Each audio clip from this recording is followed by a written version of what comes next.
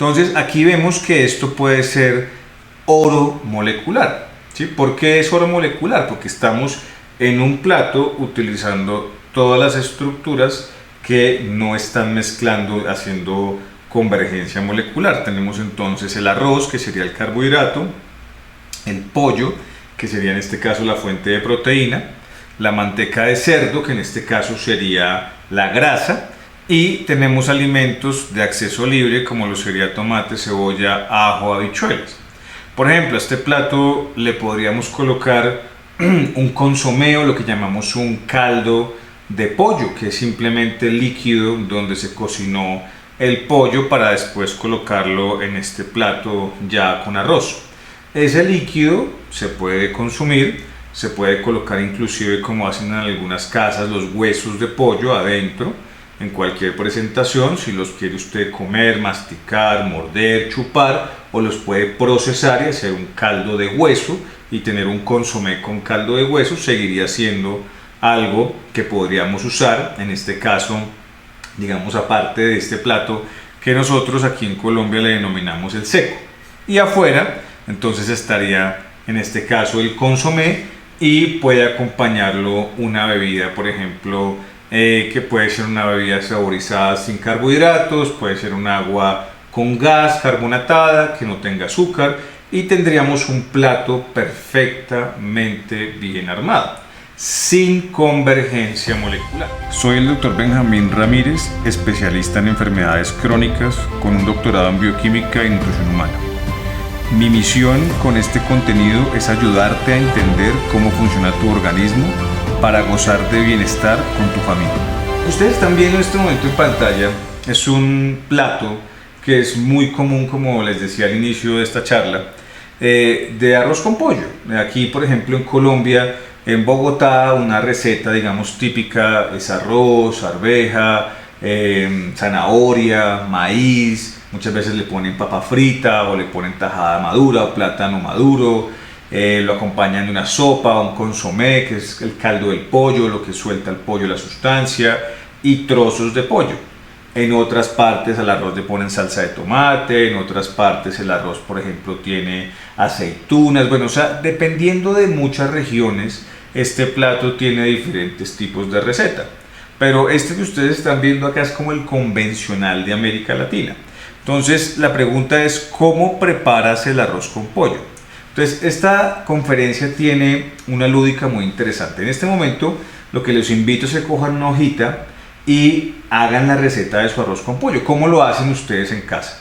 Cuando ustedes tengan esto ya en la hojita, vamos a, con un color amarillo, azul y rojo, vamos a subrayar esos alimentos para mirar qué tanto son carbohidratos, qué tanto son proteínas, qué tanto son grasas, para identificar este concepto que es la convergencia molecular. Muy probablemente la mayoría de ustedes al finalizar esta charla se van a dar cuenta que en ese plato que ustedes hicieron probablemente hay más de 1, 2 o 3 carbohidratos.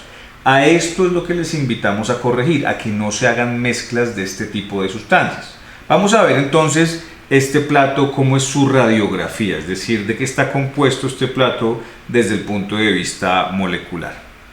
Lo primero, si nosotros utilizamos la zanahoria no es mala. O sea, muchas personas nos preguntan cuando nos hacen, digamos, los comentarios, deme la receta, deme las listas, qué alimento es bueno, qué alimento es malo. Eso es lo que no queremos que ustedes tengan como contenido de consumo. Aquí no hablamos de nada bueno ni hablamos de nada malo. Aquí hablamos de moléculas. Las moléculas no son buenas, las moléculas no son malas, son moléculas. Cómo las usemos es lo que va a dictaminar si son positivas para nuestro cuerpo, si son negativas para nuestro cuerpo. Eso es lo más importante. Entonces, si yo decido usar una zanahoria, tengo que tener en cuenta que la zanahoria es un carbohidrato al que denominamos glicémico.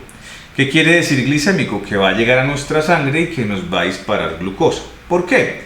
Porque la mayor parte de la composición del contenido, digamos, de la zanahoria en carbohidrato son el casi 10%. O sea, casi que el 10% de la estructura de una zanahoria, que es una raíz, es carbohidrato, y ese carbohidrato, la mitad de ese 10, es decir, el 5%, es azúcar. Entonces, por eso hablamos de que la zanahoria es un carbohidrato glicémico. Entonces, si yo voy a usar la zanahoria, debo tener en cuenta que es un carbohidrato que me va a despegar los niveles de glucosa en sangre.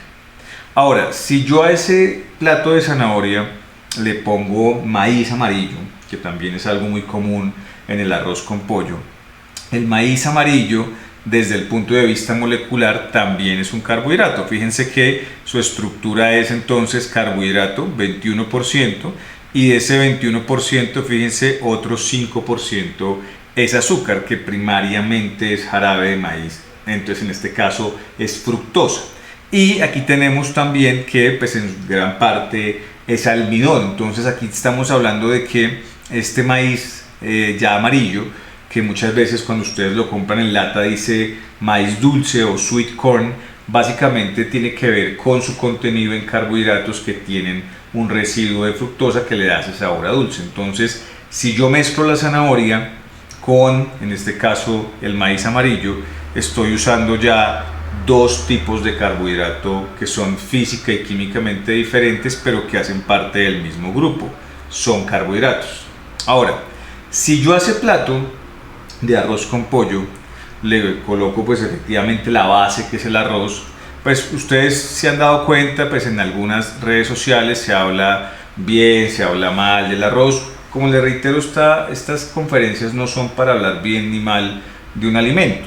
Lo que tenemos que ver es qué compone el alimento, cómo la persona decide usar ese alimento, y asimismo se van a comportar las moléculas de un efecto positivo o negativo. Pero tenemos que quitarnos ese eslogan de que la comida es mala. La comida no es mala, lo malo es si yo no sé usarla.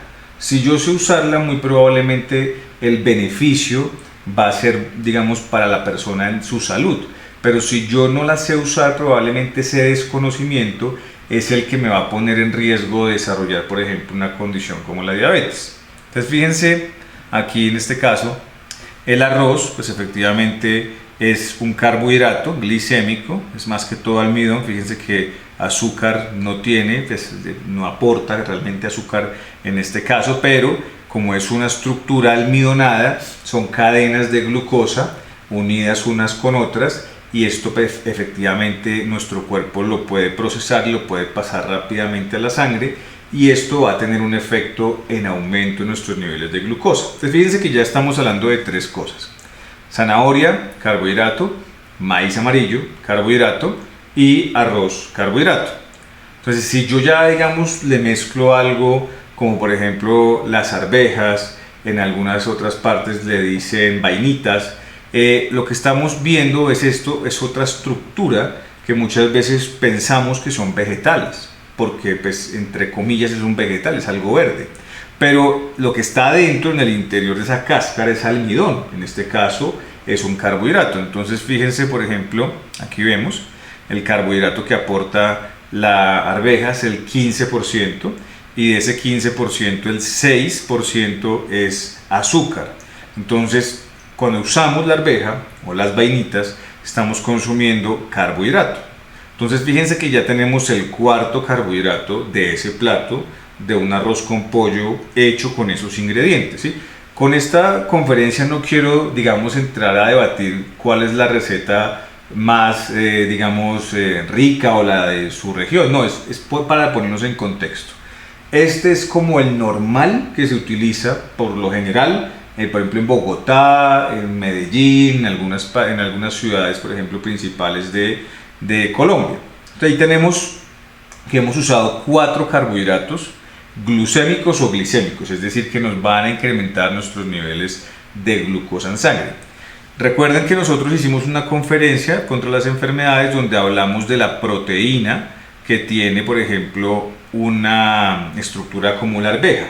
Pero aquí lo que más aporta la arveja como tal, si yo la uso de forma en este proceso, digamos, lo saco de la vainita y me como la arveja, lo que estoy usando primariamente son carbohidratos. Entonces fíjense que todas las estructuras que estamos usando en esta preparación hacen parte del mismo grupo, son carbohidratos.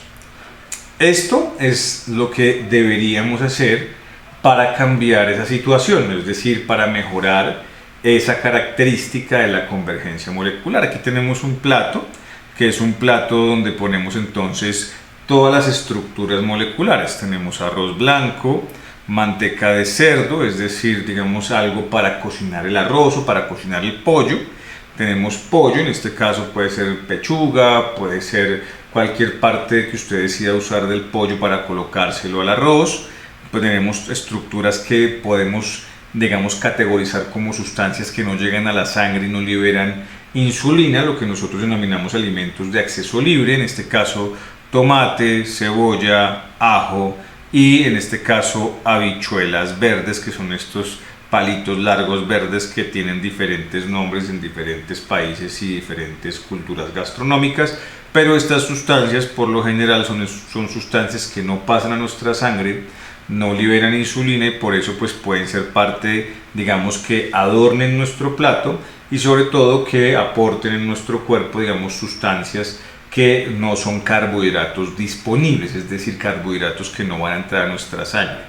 Entonces fíjense que si nosotros usamos bien el arroz con pollo, podemos tener una receta que juegue a favor de nuestra salud y no en contra de lo mismo.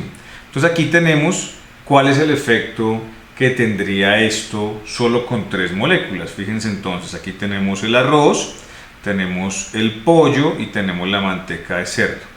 Los alimentos que no relacionamos ahí, que son de características libres, tomate, cebolla, en este caso, y habichuelas, la respuesta es, fíjense, liberar insulina, pero es un nivel de insulina que está bajando cerca de los 30-60 minutos, lo cual le da a la persona más sensación de saciedad, no tiene, digamos, picos de glucosa y lo más importante, no tenemos la insulina dando vueltas por tanto tiempo. Por lo cual, digamos que el riesgo de padecer de resistencia a la insulina disminuye porque no estamos exprimiendo un órgano como el páncreas para que produzca tanta insulina con tantas estructuras moleculares. A esto es a lo que nosotros denominamos una respuesta favorable a el uso de las estructuras moleculares. Entonces fíjense que ahí tenemos las dos caras de la moneda. Un arroz con pollo que pues puede generarnos efectos negativos, que tiene convergencia molecular, y un arroz con pollo preparado de una forma diferente, donde estamos usando cada grupo y a eso lo denominamos oro molecular.